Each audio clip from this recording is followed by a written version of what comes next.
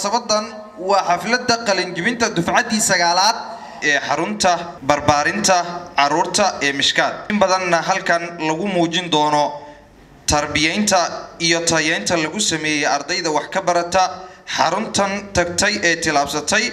ee Mishkaad mudnaan gaar ah waxaan siinayaa waa madrasadeedaane marti sharaftan oo muuqatay salaan aad u mug weyn saami inooga guddooma waxaan soo bandhigaynaa saaxi noola dhageysta suuradii quraankiyo siiradii nabigeeniyo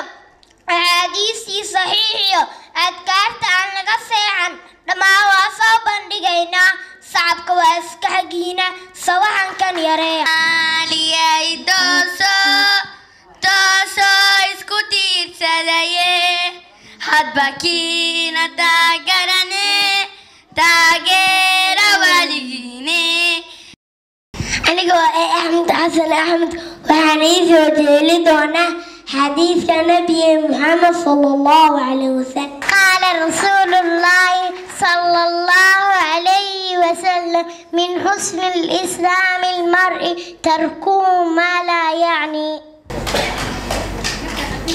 xadiiskaas micnihiisa waxaa waaye muslimka wanaagiisa waxaa ka mid ah inuu ka tago waxaan waxba gagalin waa mahadsantihiin sida wacan aad noo dhegaysateen ma taqaanaa ducada markii la seexanayo haa waa aqaanaa ii sheeg walaal باسمك اللهم أموت وأحيا